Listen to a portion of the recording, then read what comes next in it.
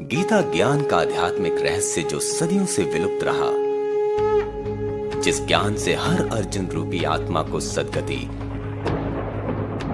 भीष्म पितामह को मुक्ति और जिससे स्वधर्म ने अधर्म पर विजय प्राप्त की, उस परमात्म ज्ञान की सत्य व स्पष्ट व्याख्या के साथ सभी संशय दूर करने श्रीमद् भागवत गीता नहीं हो पा रहा। और समाधि लाभ के लिए क्या हो, तब पतंजलि ने भगवान ईश्वर को माना कि भगवान की सत्ता या ईश्वर की सत्ता माननी आवश्यक है। तब उन्होंने कहा कि क्लेश कर्म विपाकश्चर्य अपरम रष्ट पुरुष विशेष स ईश्वर, यानी कि जो क्लेश कर्म विपाक से अलग हो। क्लेश माने 5 तरह के क्लेश माने जाते हैं। अस्मिता, अविद्या, जिसकी वजह से तो हमारा जन्म ही होता है, राग, द्वेष, अभिनिवेश, ये 5 क्लेश हैं। ये 5 क्लेश अब ये उससे अलग है। ईश्वर क्या है, वो न हम लोग सब 5 क्लेशों में घिरे हुए हैं। अस्मिता भी है और अविद्या है। अविद्या के कारण तो अस्मिता ही हुई कि मैं हूँ। हम लोग इसे कभी नहीं भूलते, सब कुछ भूल जाएंगे लेकिन मैं हूँ ये हम मरते समय भी नहीं भूलते। राग खत्म नहीं होता और द्वेष भी खत्म नहीं होता। और 5वां है अभिनिवेश। अभिनिवेश होता है मौत का डर। हर बच्चा मौत से डरता है, आदमी हो, बूढ़ा हो, जवान हो। आप देखिए पूरे दिन आप मौत से ही डरते रहते हैं। सड़क के किनारे किनारे चलना, साइकिल बचा के चलना, मोटरसाइकिल तेज मत चलाना, गाड़ी धीरे चलाना। हम पूरे दिन करते क्या है, केवल बचने का उपाय करते रहते हैं, सारा दिन बचते रहते हैं। तो ये बचने का भाव कहाँ से आया? ये भाव उससे आया कि अभिनिवेश, यानी कि मौत के प्रति भय। हमारा जन्म जन्मांतर हमने मौत देखी है, कई बार देखी है। हर जन्म में मौत हुई है, तभी तो ये जन्म मिला। मौत ना हुई होती तो ये जन्म कैसे मिलता? तो उन जन्मों में पुरानी कोई स्मृति पड़ी हुई है जो हमें मौत से डराती रहती है। संभल के चलो, संभल के बैठो, करंट ना लग जाए, प्लग मत छुओ, ये मत छुओ। तो दिन भर हम अभिनिवेश यानी कि मौत का भय पाया जाता है। ये 5 क्लेश है। पहला अविद्या, दूसरा अस्मिता, तीसरा राग, चौथा द्वेष और 5वां अभिनिवेश। ये 5 क्लेशों से अपरामृष्ट भगवान क्या है, वो इन 5 क्लेशों से परे हैं। उनमें ना अविद्या है, ना अस्मिता है, ना राग द्वेष है। तो इन सबसे परे जो पुरुष विशेष है वो ईश्वर है। तो ये 5 क्लेश हम सभी के अंदर पाया जाता है। और इन 5 क्लेशों में साधना के काल में हम लोग अभिनिवेश ये समझ लेते हैं मृत्यु एक बार होनी है और जैसे लिखी है वैसी होनी है, जहाँ जाके होनी है। एक राजा को, सम्राट को सपना आया कि कल, मौत ने सपना दिया कि कल मैं आऊँगा, कल शाम को 5 बजे। अब वो बड़ा डर गए कि 5 बजे मौत आएगी और सम्राट हूँ और मेरा साम्राज्य यहीं पड़ा रह जाएगा, ये तो बड़ा अजीब सपना है। उसने सब बड़े बड़े पुरोहित और उनको पंडितों को बुलाया, ज्योतिषाचार्यों को बुलाया। सबने विचार विमर्श किया। सबने कहा कि ऐसा है, ये सपना तुम्हें इसी राजमहल में आया, अच्छा हो तुम राजमहल छोड़ दो। उन्हें छोड़ के मैं कहाँ जाऊँ? उन्हें तीव्र गति वाला घोड़ा लो और दौड़े चले जाओ, दौड़े चले जाओ। उन्होंने कहा ये भी बात सही, यहीं सपना आया, यहीं फॉलो होगा, अनुपालन यहीं होगा, इससे अच्छा जगह छोड़ दें, स्थान बदल दें। घोड़ा लेके तक भागे गए। जब शाम हो गई, बहुत दूर निकल गए, 5 बजने में 5 ही मिनट रहे होंगे, एक पेड़ के नीचे आके चैन की सांस ली। चलो अब तो हम अपने राज्य से बहुत दूर चले आए, निश्चिंत हो गए। चलो अब थकान दूर हुई, पानी यानी पिए, कुछ आराम करें। पीछे से एक हाथ रखा किसी ने, मुड़ के देखा, उन्होंने कहा बस इसी समय का, इसी स्थान पे तुम्हारी मौत लिखी थी, इसी का मैं तुम्हारा इंतजार ही कर रही थी यहाँ पर कि तुम समय से आ जाओगे और तुम सही समय पे आए हो। उन्होंने कहा मुझसे तो पंडितों ने सबने कहा कि यहाँ से भाग जाओ, वहाँ कल ये लिखी मौत यहीं थी, इसीलिए वैसी ही सलाह दी। जहाँ लिखी होती है लोगों की बुद्धि भी वैसी हो जाती है, काल वैसी कर देता है। एक गौतमी करके बड़ी ब्रह्मचारिणी थी, तो उसका पुत्र को सांप ने काट लिया और बड़ी साधक थी, अच्छे लेवल की। तो उसने श्राप दिया उसको, सर्प को, कि तेरी पूरी वंश परंपरा खत्म हो जाए। तो उसने कहा कि तुम मुझे श्रापित क्यों कर रही, मुझे क्यों मतलब क्रोध कर रही हो? तो उन्होंने कहा मेरे पुत्र को इकलौता पुत्र था, यही मेरा एकमात्र सहारा था, इसको तुमने क्यों खाया? उन्होंने कहा मुझे तो मौत ने ऑर्डर दिया था, मौत की आज्ञा से मैंने खाया। उन्होंने मौत को बुलाया, आह्वान किया। मौत ने कहा कि मैंने तो कुछ नहीं किया। तो कल ये साफ बता रहा है। कल मौत बोली कि नहीं, मैंने कुछ नहीं किया, काल ने मुझे बताया कि ऐसे ऐसे उसकी मौत होनी है, तो मैंने फिर इसको चुना और इस तरह से होनी है। उसने काल का आह्वान किया। काल से पूछा कि तुम ऐसे कैसे, उन्होंने कहा मुझे यमराज ने आदेश दिया। और यमराज का आह्वान किया। उन्होंने कहा बताइए देवी। कहें कि मेरे पुत्र की इकलौता पुत्र था, इसकी सांप के डसने से मौत कैसे हुई? उन्होंने कहा इसके कर्मों के कारण हुई। इसने कर्म ऐसे किए थे कि इसकी सांप से ही डस के मौत होनी थी। तो मैंने आज्ञा मृत्यु काल को दी, काल ने मृत्यु को दी, मृत्यु ने उसको सांप को दी और सांप ने उसको डसा। इसलिए ये कर्म का चक्र है, ये कर्म का सिद्धांत है। इसे मैं उलट फेर नहीं कर सकता, ब्रह्मा भी नहीं कर सकते। जिसकी मौत जिस चीज़ से जहाँ लिखी है, जैसे लिखी है, वो उसी प्रकार से होगी। इसलिए जो ये विवेक युक्त व्यक्ति ये समझ लेता है कि मेरी मौत जिस दिन आनी है, इसके लिए कोई दोषी नहीं है, कोई परिस्थिति दोषी नहीं है, जिसके माध्यम से आनी है, जिसके द्वारा होनी है। बहुत लोगों को देखा है, वृंदावन में भी बड़े बड़े संत जैसे उड़िया बाबा रहे हैं और भी, तो कई लोगों के संतों की मौत बड़ी भयंकर तरीके से हुई, जिसके कोई उम्मीद नहीं कर सकते। लेकिन लोग कहें अरे ये तो संत थे। वो संत तो आज बने हैं ना, पिछले जन्म में क्या रहे होंगे, पिछले से पिछले कई कई जन्मों में। भीष्म पितामह ने जब देखा कि सांप को उन्होंने तीर मारा और कांटों वाले उस पे झाड़ी पे पड़े हुए, वो 36वां जन्म पहले की बात थी।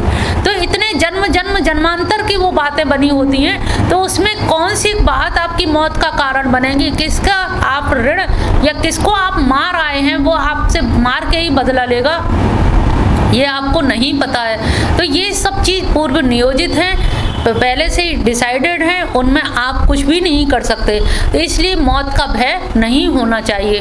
और रही द्वेष, तो द्वेष हम किससे करें? जिसका जो प्रारब्ध है, जो भोग भाग है, किसी से भी द्वेष करने में हम अपनी ही हानि करते हैं। द्वेष करने वाले की हानि नहीं करेंगे। द्वेष मन में होता है, उसको तो बाद में पता लगेगी, पहले खुद को पता लगती है। पहले हम खुद जलते हैं, तब उसको जला पाएंगे। तो इससे अच्छा है कि खुद ना जले, अपनी हानि हम क्यों करें। तो ये राग द्वेष अभिनिवेश ये जो है, चाणक्य ने ये कहा है कि आप किसी की भी जैसे चुगली करते हो, तो चुगली वही करिए, अपने मित्र से भी वही बात करिए जब जो शत्रु से भी कर सके, क्योंकि जो आज मित्र है वो कल शत्रु बनेगा। तो राग जिससे है उससे द्वेष भी होगा। तो जो रागी है, जो प्रिय है, वही अप्रिय होगा कभी ना कभी। तो आप शत्रु से या अपने मित्र से वही बात करिए जिसे आप सबके सामने कह सकते हो। जो सबके सामने नहीं कह सकते, वो बात आप बाहर मुंह से मत निकालिए, नहीं तो आपकी हानि होगी। तो यहाँ पर भगवान यही कह रहे हैं कि सारी इंद्रियों को संयमित करके युक्त हो मत पर, और इतना जब हो जाओगे मत परा यानी कि मेरे परायण हो जाओ। वसे ये यस्य इंद्रियाणि, और जिसकी इंद्रियां वश में हैं वही उसी की प्रज्ञा प्रतिष्ठित मानी जाती है। और जब हमारे हम युक्त नहीं हो पा रहे या इंद्रियां वश में नहीं हो पा रही, तो हम किसी तरह से ऐसा करें कि हम भगवान के शरणागत हो जाएं। मत परह कहने का मतलब है कि हम उनके शरणागत हो जाएंगे, तो हमारे अंदर जो भी कमियां हैं, वो कहते हैं ना कि नामे भक्त प्रणश्यति नामे भक्त विनश्यति, उनके भक्त का विनाश नहीं होता। तो हम भगवान के ही शरणागत हो जाएं। उनके शरणागत होने से काफ़ी कुछ चीज़ें संशोधन, जो हमारे काम करने की जो वृत्ति है, वो भगवान के समर्पित होने से भगवान में ही समर्पित हो जाएगी। जैसे भोजन बनाने की बहुत इच्छा है, तो हम भगवान का प्रसाद बनाएं, आठों पहर की सेवा के लिए तरह तरह के 3 समय भोजन उनके तैयार करें। जो हमें वस्त्र पहना सिलने की आदत है, तो हम उनके लिए वस्त्र सिलें, उन्हीं के लिए पोशाक सिलें। तो ये जो आठों याम की जो सेवा है, उस सेवा में हम घर के काम ना करके उसी सेवा में हम भगवान के काम को जोड़ दें, तो निश्चित जानिए हमारी घर गृहस्थी भी आसानी से चलती रहेगी और भगवान की आठों पहर की सेवा भी आराम से होती रहेगी। हमारी जो काम करने की जो वृत्ति, जो गुण है हमारा, उस गुण को भगवान से जोड़ दें। जब उनसे जोड़ देंगे तो वो गुण हमारा साधना बन जाएंगे। जैसे हमें गाना आता है, भगवान की माला पिरो, गाते जाएं, भजन भी गाते जाएं, काम भी करते जाएं। तो गाने की कला, हमें फिल्मी गीत ना गा के भगवान के गीत अगर गाएं, भगवान के भजन बनाएं, तो हमारे जो क्रिएटिविटी है, क्रिएशन है, वो भी अच्छा हो जाएगा और हमारे अंदर कार्य में निपुणता भी आ गई। योगा कर्मसु कौशलम, तो गायकी भी सुधरेगी और भगवान का भजन भी हो जाएगा। तो हमारे कर्म करने की भी सारी जो है अंदर की टेंडेंसी, वो हम आठों पैर की सेवा के द्वारा कर सकते हैं। 62वां, ध्यायतो विषयान् पुंस संगतेषु पूजायते संगात् संजायते कामाद् क्रोधो अभिजायते। ध्यायतो, आप निरंतर किसी चीज का ध्यान करते रहिए तो आपको उस वस्तु के पाने की अभिलाषा होने लगती है। तो जो चीज़ आपके पास नहीं है लेकिन आपने कोई चीज़ की बात सुन ली है, तो सुनते सुनते आपको पाने की इच्छा होने लगती है। तो जितना आप ध्यान करेंगे, ध्यान करते करते विषयों में आपका रमण ध्यान से ही होने लगेगा। तो कैसे हम विषयानुपुंस, और वो धीरे धीरे क्या होता है, उस व्यक्ति की संगत उपजा देते, उसमें उसकी आसक्ति उत्पन्न हो जाती है। तेसु, उसके अंदर ऐसी आसक्ति आ जाती है कि कैसे भी इसको हम प्राप्त कर लें, ये चीज़ मेरे पास होनी चाहिए। संगात संजायते कामा, और फिर उसके संगात से यानी कि आसक्ति से कामना उत्पन्न हो जाती है कि ये मेरे पास हो, अभिलाषा होने लगती है। और कामात क्रोधो अभिजायते, और जब कामना पूरी नहीं होती तो फिर क्रोध उत्पन्न होने लगता है। तो अब यहाँ हुआ कहाँ, शुरुआत कहाँ से हुई, केवल किसी वस्तु का ध्यान करने से। मन ही मन ध्यान किया, अभी हमने बाहर कहा नहीं कि हमें ये चाहिए, लेकिन मन में था कि हमें ऐसी चीज चाहिए, और चाहते चाहते वो इतना रूप ले लेती है कि अब तो वही चाहिए, इसके अलावा हमें दुनिया की कोई चीज़ और अच्छी लगती नहीं है। जब ये अंदर से दृढ़ता आ जाती है तो अंदर एक काम भाव उठता है, और काम से अगर पूरा हो जाए तो ठीक है, अगर नहीं पूरा हुआ तो क्रोध उत्पन्न होने लगता है। और जो काम को पूरा करने में जो अवरोध पैदा करते हैं, जो अड़ंगा लगाते हैं, वो हमें शत्रु लगते हैं, और शत्रु होने की वजह से उन पर हम क्रोधित हो जाते हैं कि इनकी वजह से हमें ये चीज़ नहीं मिल पाई। अगर ये प्रॉब्लम ना करते, ये व्यवधान ना करते, तो शायद हमें ये चीज़ मिल जाती। तो यहाँ पर शुरुआत से ही हम जो कामना कर रहे हैं, उस कामना के लिए ध्यान कर रहे हैं, ध्यान से आसक्ति पैदा हो रही है, आसक्ति से कामना, कामना से क्रोध। तो ये जो क्रम है, हमें किसी तरह से प्रारंभ में ही अपने आप को रोक देना चाहिए। अगर प्रारंभ में रोक दिया तो हमारी कामना नहीं होगी, और कामना नहीं होगी तो क्रोध भी नहीं होगा। क्रोधाद् भवति सम्मोहः, सम्मोहात् स्मृति विभ्रम, स्मृति भ्रंशात् बुद्धिनाशो, बुद्धिनाशात् प्राणशति। क्रोध से सम्मोह होता है, और सम्मोह से स्मृति विभ्रम होने लगता है। मतलब स्मृति यानी कि हम कहते हैं ना, तुम्हारी मति मारी गई है क्या, तो हमारी जो मेमोरी है, जो याद है, या जो भी चीज़ है, वो सब एकदम दिग्भ्रमित सी हो जाती है। और स्मृति भ्रंशात, स्मृति के नष्ट होने से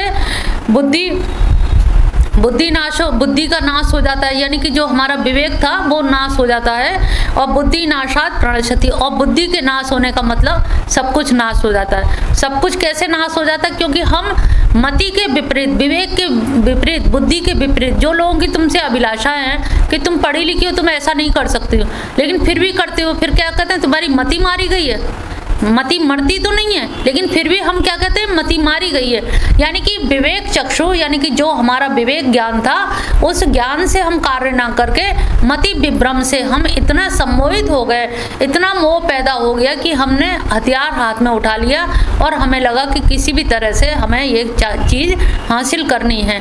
और कहते हैं कि जिसकी बुद्धि मारी जाती है, जब बहुत कोई नाश की तरफ जाता, कहते अरे उसकी मति मारी गई, उससे मत कुछ कहो, बुद्धि नष्ट हो गई है। और जिसकी बुद्धि नष्ट हो जाती है, उसका सारा कुछ नष्ट हो जाता है। तो ये यहाँ पर छोटी सी एक चीज ही कहाँ से कहाँ तक बढ़ रही है। राग द्वेष वियुक्तस्तु विषयान् इन्द्रियश्चरन्, आत्मवशैर्वेदे आत्मा प्रसादमधिगच्छति। जो राग द्वेष से मुक्त हो जाते हैं। परंतु तू शब्द यहाँ पर परंतु के लिए आया है। अपने अधीन किए हुए अंतःकरण वाला साधक, जिसने अपने आप में अधीन कर लिए, जो साधक है जिसने वश में कर लिया है राग द्वेष से और अपने आप को भी वश में किया हुआ है, वैसा आदमी प्रसाद को तो प्राप्त होगा, लेकिन प्रसाद प्राप्त करने से पहले उसे कितना कुछ देखना पड़ेगा।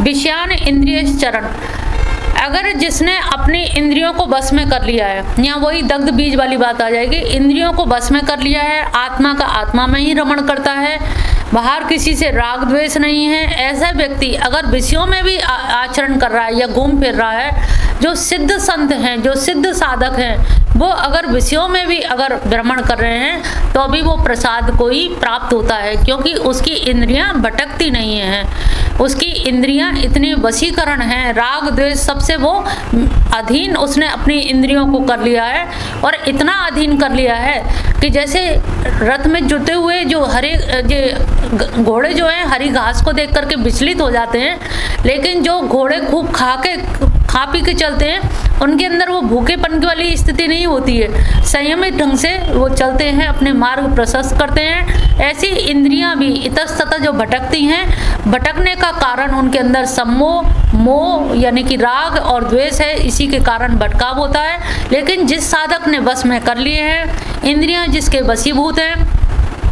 मन को जो आज्ञा देंगे मन उतना ही कार्य करेगा, वही विचार करेगा, वैसे ही करेगा। जब इतना संयमित विचारधारा होती है तो ऐसे जीव को, ऐसे साधक को, ऐसे सिद्ध व्यक्ति को कहीं भी छोड़ दीजिए। जैसे एक कच्चा घड़ा है, उसे पानी में छोड़ दो तो क्या होगा? गल जाएगा। पका घड़ा है, आग में चढ़ा हुआ है, तो यहाँ पर बुद्धि क्या है? विवेक रूपी अग्नि में जब तपी हुई बुद्धि है तो फिर आप जैसे नवनीत होता है ना, नवनीत को पानी में तैरा दो तो क्या होता है, और वैसे मठा डाल दो तो घुल जाएगा, लेकिन मथानी से मथ के जब नवनीत निकाल लेते हैं और जब उसे तैराते हैं तो वो तैर जाता है। इसी तरह से जब हमारी इंद्रियां अपने वश में हैं, संयमित हैं, नियंत्रित हैं और बिल्कुल हम आप्त काम हैं, कोई अभाव का अनुभव नहीं करते, ऐसे आप्त काम मनुष्य के लिए संसार विमोह पैदा नहीं करता, विभ्रम पैदा नहीं करता, क्रोध उत्पन्न नहीं करता, सम्मोह पैदा नहीं करता। ऐसे व्यक्ति के लिए शांति आराम से प्राप्त हो जाती है, सम्यक अधीयते, सम्यक प्रकार से अधिष्ठित हो जाता है, क्योंकि उसकी बुद्धि भ्रमित नहीं होती, उसके कर्म फिर दग्ध बीज की भांति होती है, अनासक्त भाव से। जैसे बड़े बड़े सिद्ध साधक भी हैं, अब जैसे बुद्ध को ही देखिए, 12 निदान उन्होंने प्रतीत्य समुत्पाद ज्ञान की प्राप्ति की, लेकिन ज्ञान की प्राप्ति करके चले कहाँ गए? लौट के तो आना पड़ा समाज में। तो ये जो जब लौट के आते हैं ऐसे साधक गण, जब प्रत्यावर्तन होता है, जब समाज में लौट के आते हैं तो ये बहुजन हिताय, सर्वभूत हितेरता, सबके हित के लिए इन्हें लौट करके आना पड़ता है। फिर ये जो आज्ञा, जो उपदेश देते हैं, ये उपदेश देने से फिर कितना भी लोग दें, इनको गाली तक देते थे। तो इनके संग में जो चचेरा भाई आनंद रहता था, वो कहता था आप ये गाली देते हैं, आप कुछ देते नहीं है, आप कुछ नहीं कहते इनसे। कल वो दे रहे हैं, हमने नहीं ली, वो दे रहे हैं ना, उनका काम है देना, हम नहीं ले रहे, ये हमारा काम है। तो जब इतनी सम्यक बुद्धि हो जाती है तो आपके बाहर की बाह्य परिस्थितियां आपको उद्विग्न नहीं कर पाती हैं, आप विवेक के द्वारा उन परिस्थितियों को काट छाट देते हैं। तो जब ये रामकृष्ण परमहंस हैं, विवेकानंद हैं, राम तीर्थ हैं, तो ये सारे संत साधक अवस्था में होते हैं, तब तो इन्हें बहुत सावधानी से चलना पड़ता है। लेकिन साधक हो के ऊपर ऊंचाई पे चढ़ के जब नीचे उतर के आते हैं, जनता जनार्दन के हित करने के लिए आते हैं, सबकी उद्धार करने के लिए जब आते हैं, तब ये इतने खरे सिक्के की तरह से या पके घड़े की तरह होते हैं कि फिर इनको कितने भी पानी में तैरा दो, इन पर कोई फर्क नहीं पड़ता। तो वही स्थिति जो राग द्वेष से वशीकरण अपने आप में वियुक्त हो जाते हैं, यानी कि मुक्त हो जाते हैं, इंद्रियां अपने वश में होती हैं, ऐसे इंद्रिय वश में किए हुए व्यक्ति के लिए संसार फिर प्रपंचात्मक नहीं रहता। ऐसे साधक के लिए, सिद्ध संत के लिए फिर वो मोह का कारण नहीं बनता।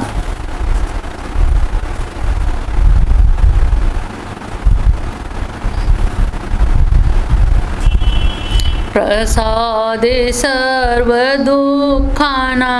हानिर्यस्योपजायते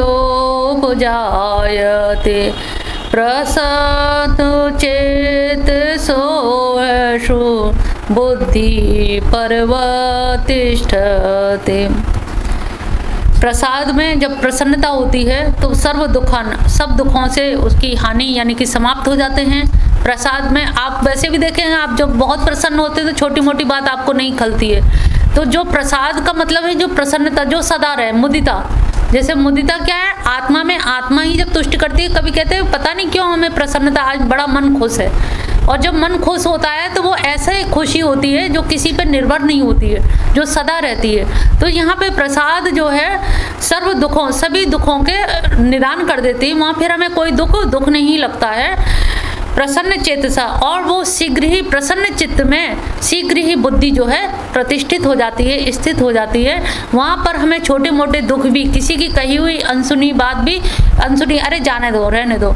बड़े लोग कहते हैं ना बड़कपन है, बड़कपन में क्या है, छोटी मोटी बातों को ध्यान ही नहीं देते, अरे जाने दो ये ऐसे ही है। तो इसी प्रकार से जब छोटी छोटी बातों को हम इग्नोर करने लगते हैं तो हम महानता की श्रेणी में आने लगते हैं। और ये हमारा अभ्यास होता रहता है। और अभ्यास होने से क्या है, आप किसी की बात को गले नहीं लगाएंगे, किसी से द्वेष नहीं करेंगे, तो आपके अंदर प्रसन्नता स्वाभाविक रहती है। इसको हम मुदिता का भाव भी कह सकते हैं। मुदिता यानी कि मोदक शब्द से बना है। मोदक जैसे लड्डू मुंह में ले के और एकदम मगन होके जो हाव भाव प्रकट होते हैं, तो वही हमारे मुदिता का भाव है। और जब मुदिता से हम किसी भी चीज़ से परेशान नहीं होते और हम आनंद की स्थिति में रहते हैं, निरंतर हमें आनंद व्यक्त होता रहता है। नास्ति बुद्धिर अयुक्त से न चायुक्त से भावना न चा भावेयत शांतिर शांत से कुत सुखम। नास्ति बुद्धिर अयुक्त, जो अयुक्त है ऐसे व्यक्ति के लिए बुद्धि योग नहीं है।